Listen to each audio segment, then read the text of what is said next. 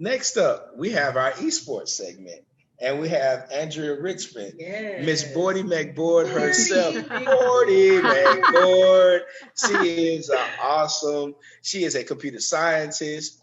She is a shoutcaster, a streamer, comic books, game development. Just amazing. Oh, you have to pin her.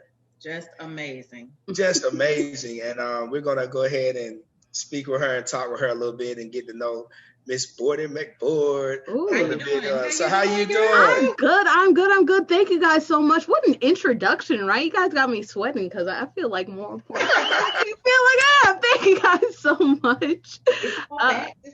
It is all facts. It is all facts. I appreciate that rap sheet. Get my confidence up. I like that. You are like my little sister. You know, I'm like, hey, whenever anybody needs somebody, I'm giving you a call or send you a text message. I say, I need a shoutcast. I need a streamer. I need an artist.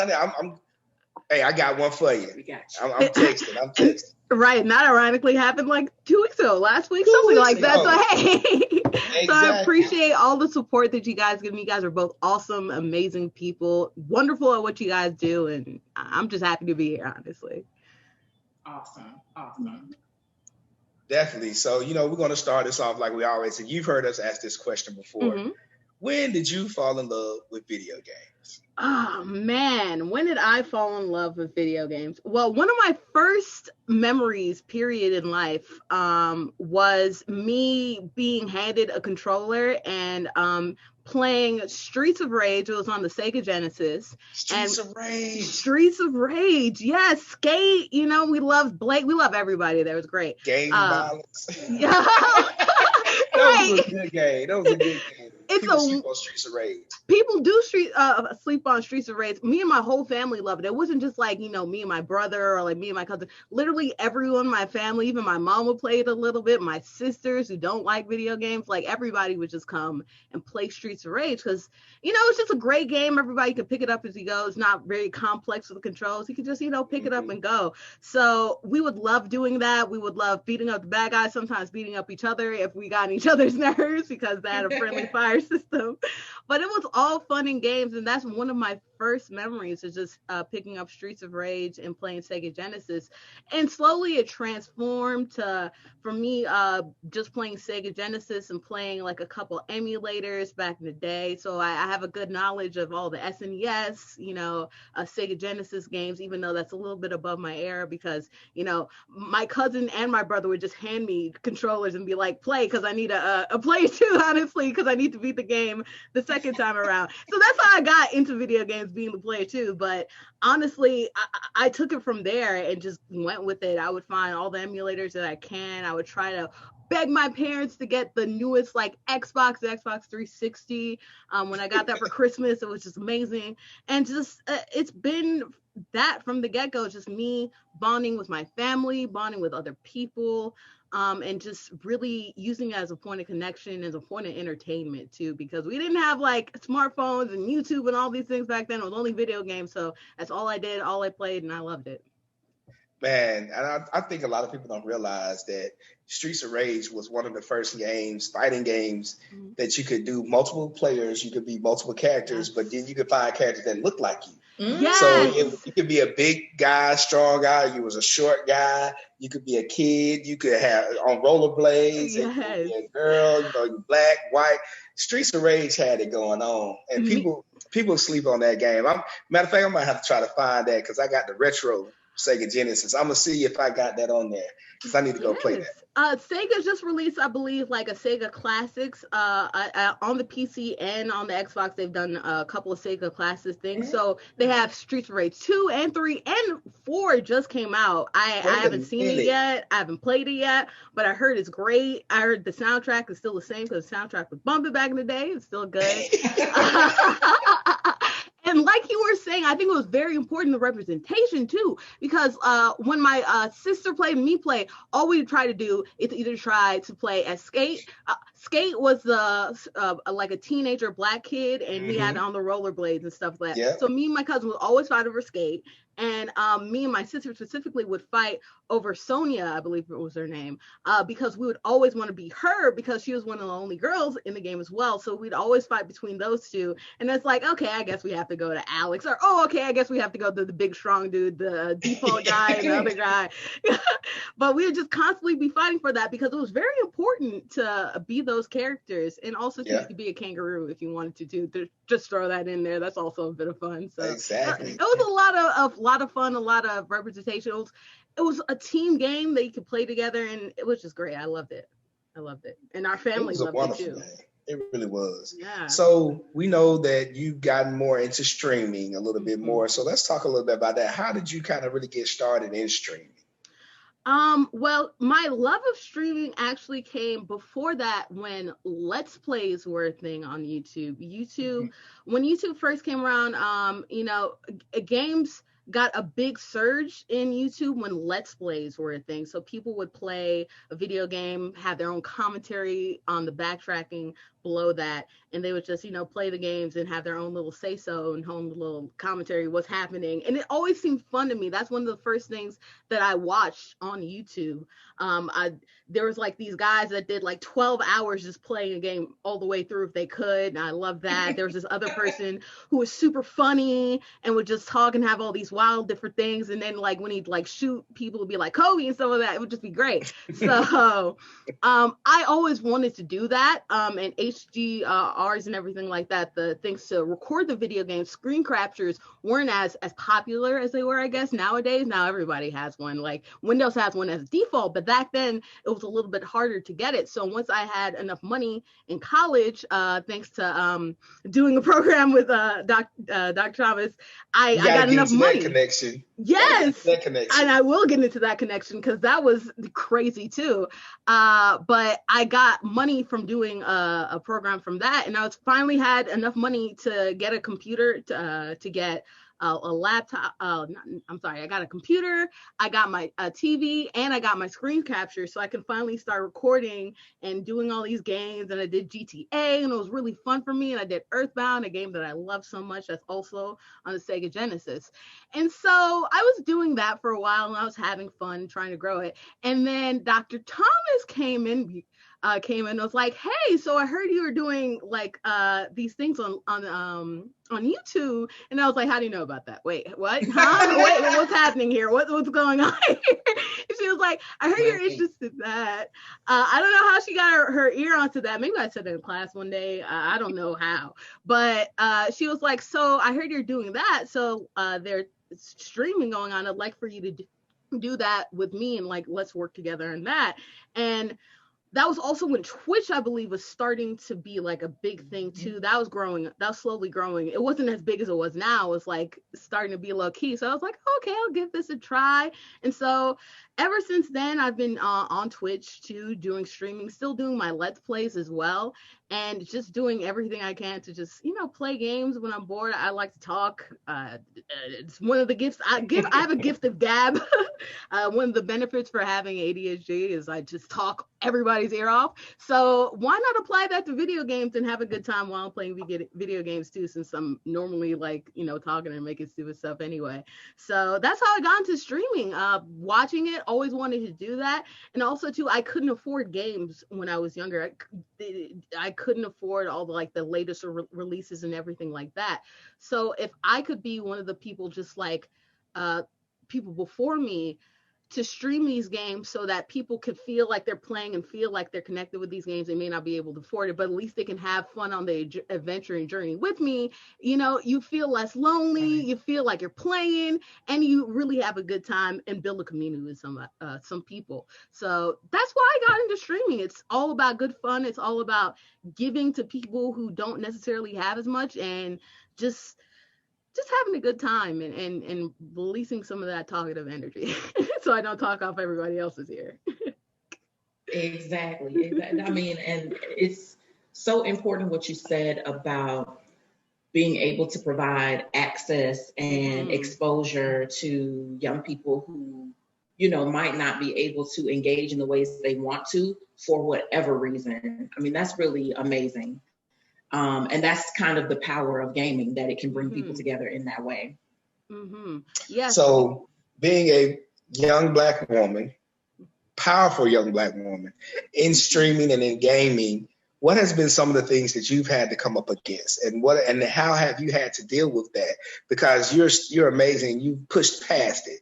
So I want to touch a little bit on that because I want people to know and understand, what that looks like, and then what it looks like to overcome that. Yes. Well, I mean, just like the world, sexism is real in everything, but especially in video games as well.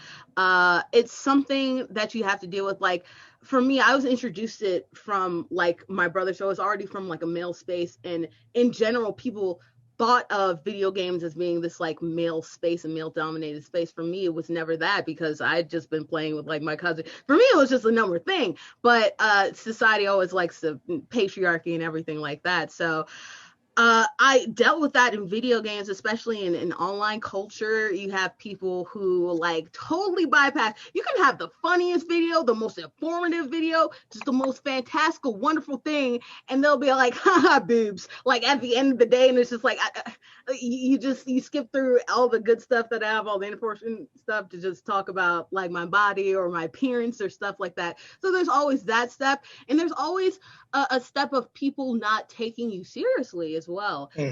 Feeling like you can't perform, you can't play video games. Oh, you don't know video games like that. Literally almost every guy where I talk about Streets of Rage, right? That's an old school game that not a lot of people, any type of game that isn't like the Fortnites or, something that's super mainstream. People are like, man, what you know about that? You don't really know about that. It's a little funny because it's like, but it's also very annoying because there's this assumption that because you are a woman, suddenly magically just games are just not, they're above you or they're distant from you. And it's just like this magical thing that's a boys club that only boys can handle. And that's absolutely not true. Last time that I checked, my thumbs didn't stop working because like I'm a woman. Like that didn't just happen. So I think it's all about, like we were talking about before, access. It was marketing has gone towards boys, and I feel like a lot of people, like, they bought it for their boys because they felt like it was a boys thing, and etc. And I'm glad that people are introduced and not taking that for granted. There are a lot of women in gaming who are trying to break those stereotypes and break all those expectations of women not knowing what they're doing, not being competent in gaming, not being good at gaming, and not being funny, not being talented. And we're really starting to see a boost and a rise of women, and less of that sexism that happened, like, say, even 10 years ago. It's starting to dissipate more and more as we see more women, prominent women, handle in games, being leads in games and working on games. It's amazing to see how far we've come in just so many years. Right. Absolutely. So what advice would you have for, other young women or Black women or just anyone who wants to get into streaming? Mm-hmm. And then I know you also do a little bit of game development as well. Mm-hmm. So, what advice would you give them? Just never stop, because people have their own perception of how things are. I've never let that stop me from doing the things that I wanted, whether it be gaming. I also play trombone, and that was thought of being a very male-dominated instrument. And to me, like we were talking about, it doesn't stop my thumbs. It doesn't stop my arm from like using the slide. So there's no reason why you being a woman stops you from being great or being the things that you want. So if people are in your way, if people start to question you, if people try to get in your way and stop you from doing things and being great, just say no or ignore them. Because one thing, social media is a terrible place, but one thing you can pick up from social media is that there'll always be haters. There'll always be some person be like, nah, you can't do it, no, you're not gonna do it, da, da, da, da. And so you have to realize and have confidence in yourself and build your own self-worth in realizing that you can do anything you want, and you can't stop other people from getting on your nerves. Learn to love, learn to be confident in yourself, and keep on telling yourself, because you will have moments of doubt. You will have people getting in your ear, and it will affect you. People saying all these mean, hurtful things, they will get to you, but at the end of the day, if you have a self-determination and invest time in yourself. Loving yourself is not just something you pick up in a day. It's a skill, and you have to work towards that. So if you just keep on trying to work towards your goal and working towards things that matter to you and things that you enjoy and just being free in your joy, you'll get the results and get what you want. So just never give up and find that joy and keep on, because the reason that you're doing it more than likely is because you love it. So keep on holding on to that joy and don't let people take away that joy from you. Well, thank you so much. I'm talking about, man, let me tell you. We're gonna have this. It's gonna have to be a part 2. Because you gave too many words and too many everything. It's a lot of stuff that needs to be unpacked. People will try to take your joy if you allow them to. So don't get ready. Miss Bordy McBoard herself, she's coming back for part 2. Wait a minute. How do we find you? How do we find you? How do I know how to find you? We know how to find you. How can other folks come and find you so they can get some of that good knowledge and that good teaching and so they can energy and follow your streams and see someone making it happen like you doing it. Oh yes, plug. I'll put my little plug in my name on social media. My regular name is Andrea, but my name on social media on YouTube and Twitch, it's Bordy McBoard, BOREDY MCBORED, one word, on YouTube, on Twitch, and also on Twitter, Bordy_McBoard. So the same spelling, just an underscore in between that. You can find my stream, Twitch, all that good stuff, my Let's Plays, all on YouTube and Twitch. I'm also on TikTok too. If you do that TikTok stuff, I'm on Instagram, all that different stuff, all on social media. So hey, all of the medias, everything. And if I own these mics, I'd drop it right now because she just did that. But Bordy McBoard, Andrea, we will see you soon. Thank you so very much for joining us on the GAMeFi podcast. We're so proud of you, and we're so proud. We can't wait to see the excellence that you're going to continue to do. I mean, I just know when your name is involved, when you're involved, it's going to be awesome. Yeah, we had Dedrick Smead on last week, and he talked about Black Futures, the Black History Month being Black Futures Month. Right. This is you're like the embodiment of that, Black history in the making and such a bright Black future. We love you so much.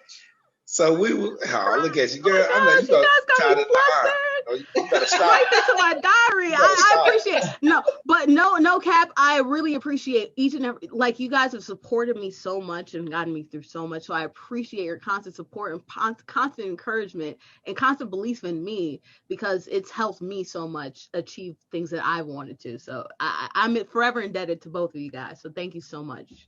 Oh, yay. We love you. We love you so much. We love you so much. So don't worry, we're doing a part 2 because I like doing this, but you are so good at it. I see myself kind of moving to the side and you taking this GAMeFi podcast on. So I'm just saying, so get ready. Just get ready. As a matter of fact, I think Zion might want to come up here and do episodes. So we might need some guest hosts up in here. So we're gonna work on that. So get ready for that. All right. So we'll talk to you later. All right. Have a good day. See you later. Have a good day. Man, all right. It's amazing just being able to,